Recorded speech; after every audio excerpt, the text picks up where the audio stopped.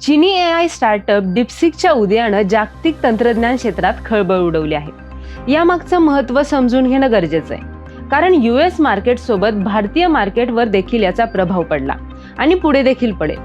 डिपसीकच्या किचकट व तांत्रिक बाबींमध्ये न जाता सोप्या भाषेत हे काय आहे हे समजून घेऊया। नमस्कार, मी ऋतुजा आणि तुम्ही पाहताय न्यूज अनकटचा स्पेशल रिपोर्ट। डिपसीक या चीनी कंपनीनं विकसित केलेलं हे एक रोचक कृत्रिम बुद्धिमत्ता मॉडेल आहे।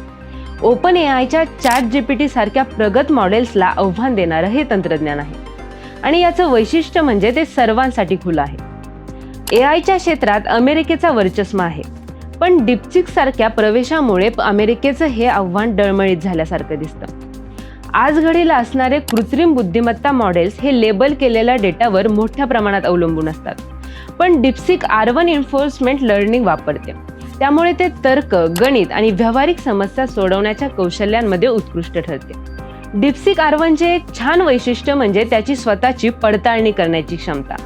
हे मॉडेल त्याचे तर्क दोनदा तपासू शकते आणि रिअल टाइममध्ये त्याच्या उत्तरांची अचूकता सुधारू शकते।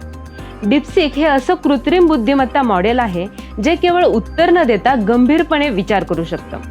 विशेष बाब म्हणजे हे पूर्णपणे मुक्त आहे आणि MIT परवान्याखाली व्यावसायिक किंवा संशोधन वापरासाठी विनामूल्य आहे। डिपसीकचा वापर सुलभ करण्यासाठी डिपसीकने मॉडेलच्या लहान आवृत्त्या देखील प्रकाशित केल्या आहेत, ज्या मर्यादित संसाधने असलेल्या संशोधकांसाठी वापरण्याजोग्या आहेत। हे मॉडेल लहान असलं तरी बाजारातील काही अव्वल AI मॉडेल्सची चांगली स्पर्धा करते।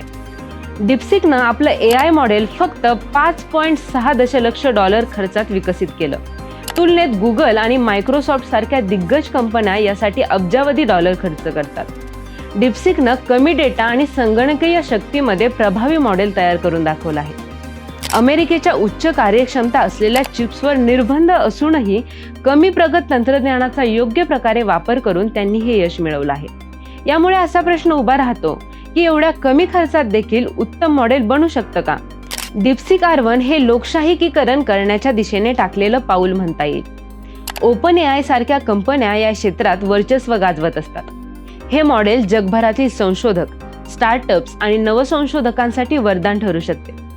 डिपसीक सारखे चीनी स्टार्टअप AI कंपन्यांशी बरोबरी करतायत आणि येत्या काळात हा सामना अधिक रंगतदार होईल असं वाटतंय।